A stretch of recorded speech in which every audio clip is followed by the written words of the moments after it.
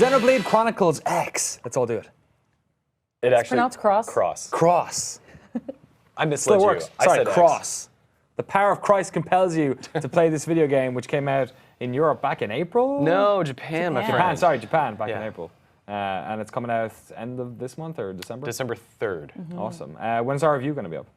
November 30th. Awesome. But you guys have been playing the game for a little while. We're going to ask you, without getting into the sort of critical assessment area, all about this game. So for those who don't know Xenoblade Chronicles as a series, I guess, what is Cross exactly? So Xenoblade Chronicles X Cross, however you want to pronounce it, is like kind of a pseudo follow-up to the Wii title, Xenoblade Chronicles. They share some similarities in terms of mechanics, but in terms of the world, everything like that, very different games. And it takes place in a very big world, this new one. People liken it to bigger than The Witcher, Skyrim, and Fallout combined. Yeah. Yeah. And a truly open world, like it's one of these things where if you look somewhere, you can go see it. You can go there, right? Pretty much. If Yeah. you can figure out a way to jump all the way up onto something, then you can pretty much climb anything. Yeah. Or swim. Or swim. Or you swim. can swim too. Yeah. Excellent. It's huge. It's really big. Tell us about the world. It's not Earth. Earth's been blown up. Dude, Earth crash is landed. messed up, man. Yeah, sorry, my voice is a little weird in case people are wondering why. Anyway, so the spaceship left Earth and then got in the middle of an alien conflict, crash landed on this planet, and you're sort of there scouting the planet to figure out how to make a life for everyone who is part of New Los Angeles, which is a section of the massive spaceship that crashed. Man, we just destroyed old Los Angeles. Why would you make a new one? Yeah. Of all the cities. Yeah, what did you say? Yeah. No, I just laughed at that because I think New Los Angeles is not. Yeah. It's a silly name. But yeah, this is the map, and all those little towers are like, you go and you put down a probe, which means you've effectively colonized or surveyed that area. Okay. So what you're doing is you're colonizing this world, and you're collecting samples, picking up remnants. The whole big thing is like you are part of a group of people that are trying to find the rest of the people. Like everyone else is in like cryostasis or something. Yeah, the ship exploded, right? So it's like all over the planet. There's some people that are in cryostasis. So you have to go find them and. That's definitely part of it. The one cool thing this game does, though, right? Like you explore as part of the story, like for quests. But as you lay down those probes, as Alexa was describing, those actually play a bigger picture in terms of like loot and stuff like that. So you can set these probes to do different things. One of the things they can do is mine.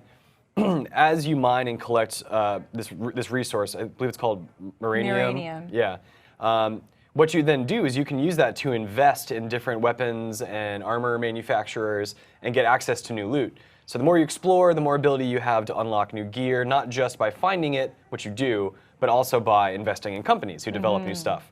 What they're showing right now on the screen are the mechs. God damn it. In Japanese version, they were called dolls. Now they're called skells. Because, whatever. And I'll still play with dolls. Right, and these are a really big part of the game, but they don't. I'm about 25 hours in, and I think I'm close to the point where maybe I'm going to unlock them. Right. So this is a game which is pushing the like 70, 80 hour mark. Yeah, it's a very big game, and I kind of liken it to an MMO. It doesn't play like an MMO, but what it does do is offer a huge amount of quests, and sometimes these are easy to find. Excuse me.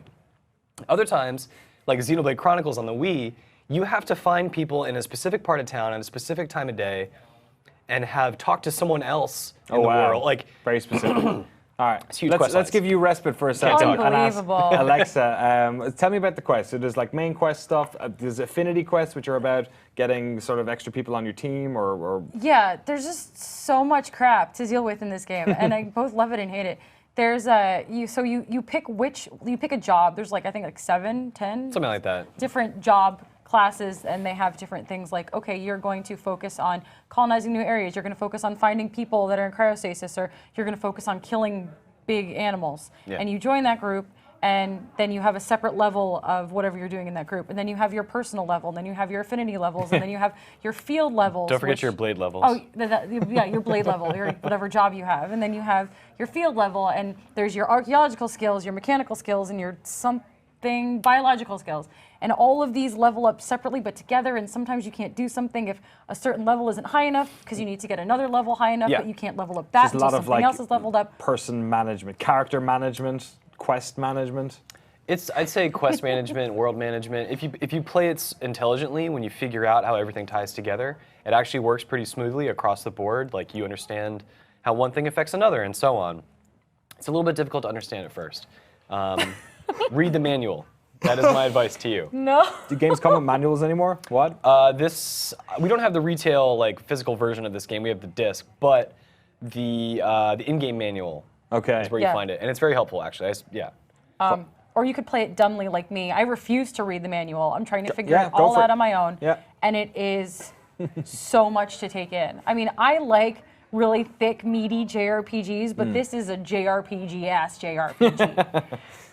It's crazy, but it looks good. Tell us a little about the world. The idea of an open sort of planet where you can travel anywhere seems very appealing to me. Tell me about the world and its inhabitants and its monsters and stuff like that. So the world, again, is huge, and it is pretty much wilderness. You will maybe encounter some, organic.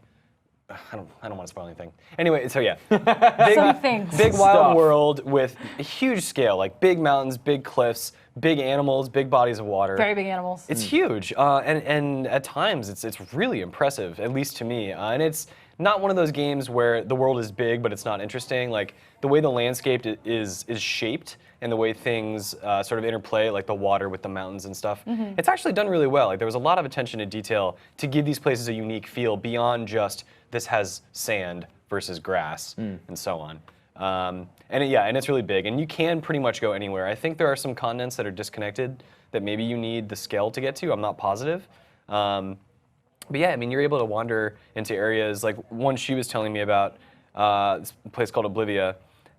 It's sort of connected to the first continent you start on, but when you first get there, at least when I did, there were lightning storms. And I was slowly having my health depleted, and it was like, the hell? Apparently you need to have a lightning sort of debuff thing. But at the same time, if you wait, the time of day changes, the weather changes. Once the weather changes, then you can go in there just fine. So it's a massive living world, and there are creatures that will always be aggro, always out to get you. There are legendary versions of creatures. Always be aggro. Yeah, always be aggro. Then you have creatures that are just these huge monstrosities. It's like, Bulbasaur the Elder, level like 93 or something. They difficult fights? Lots of difficult fights. It's easy to kind of get yourself caught in line of sight of an enemy that's too high level. Oh, really? So part of this game is being aware of your environment as well and traversing it carefully in doing so. And yeah, I'm really liking the loop right now of questing and getting loot and leveling up.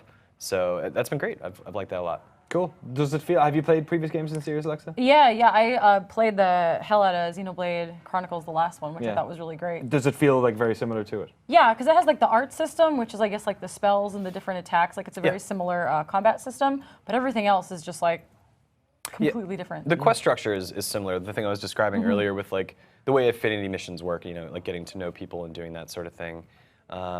It's really there for the hardcore folks because fans of the genre. Yeah. Can you play this not as a hardcore Xenoblade fan?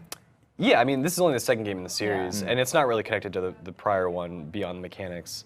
Can you play this as a non-hardcore video game fan? Because this seems like it's the type of game that requires quite a lot of you in terms of time commitment and effort. This is definitely a video gamesman's video game. I mean, again, it's quite long. Honestly, read the manual. Like, that's just my advice. Like, or don't and struggle.